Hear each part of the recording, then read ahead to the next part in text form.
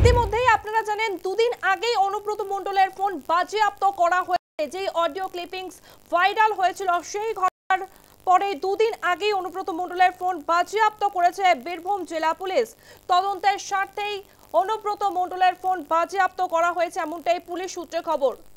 অন্যদিকে অনুব্রত মণ্ডলের আইনজীবী, তিনি বিজেপি ঘনিষ্ঠ বলেই পরিচিত, তবু অনুব্রত মণ্ডলের আইনজীবী নিয়োজিত হয়েছে এই ঘটনার তদন্তে। অনুব্রত মণ্ডলকে দুবার তলব করা হয়েছিল, তবে তিনি একবারও হাজিরা দেননি। তিনি তার আইনজীবী পাঠিয়ে দিয়েছিলেন এবং জানিয়েছিলেন অনুব্রত মণ্ডল অসুস্থ। তারপরেই সামনে এসেছিল তাহলে কি তার করোনা টেস্ট করা হবে, যদিও এই বিষয়টি এখনো পর্যন্ত স্পষ্ট হয়নি তিনি করোনা পজিটিভ কিনা। তবে অনুব্রত মণ্ডল অসুস্থ, সেই কারণেই হাজিরা দিতে পারেননি।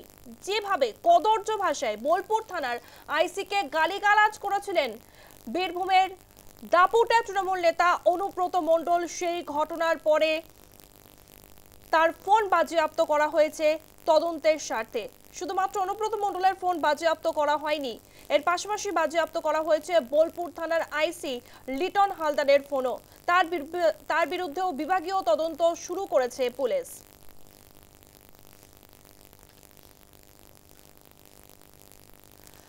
লিটন হালদারের বিরুদ্ধে তোলাবাজির অভিযোগ রয়েছে। লিটন হালদারের দুটি ফোন বাজেয়াপ্ত করা হয়েছে, অন্যদিকে অনুব্রত মণ্ডলের একটি ফোন বাজেয়াপ্ত করা হয়েছে। আমাদের সঙ্গে রয়েছে আমাদের প্রতিনিধি সুজিত মণ্ডল।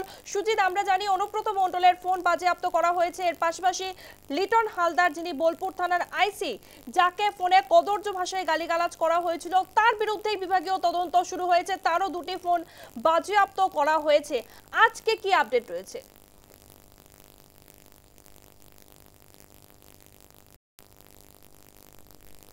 চলছে, শারীরিক অবস্থা জ্বর রয়েছে, কিন্তু তার করোনা টেস্ট এখনো পর্যন্ত হয়নি, কারণ কোভিড টেস্ট হতে পারে, এখনো পর্যন্ত সম্ভাবনা রয়েছে।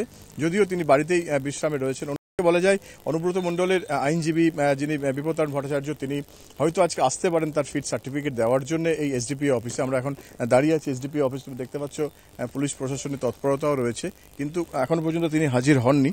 কারণ এমনিতেই এই বিপত্তারণ ভট্টাচার্য তার অনুব্রত মণ্ডলের হয়ে কেস লড়ছেন এখনো পর্যন্ত।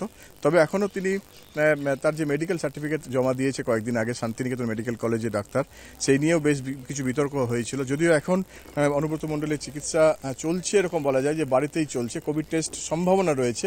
একথা বলা যায় অনুব্রত মণ্ডল হাজির হবেন কিনা এখন বড় প্রশ্ন চিহ্ন।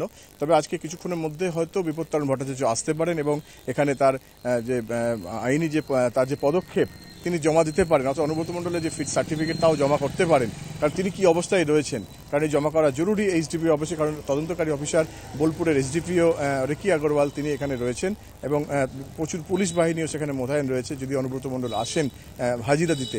কিন্তু এখনো পর্যন্ত তার হাজিরার কোনো সম্ভাবনাও নেই, কিন্তু তিনি বাড়িতেই বিশ্রামে রয়েছেন। পম্পি, তুমি বলছো যে এখনো পর্যন্ত অনুব্রত মণ্ডলের হাজিরার সম্ভাবনা নেই, তিনি বাড়িতেই বিশ্রামে রয়েছেন। তুমি এই খবরের দিকে নজর রাখো। আপাতত ধন্যবাদ।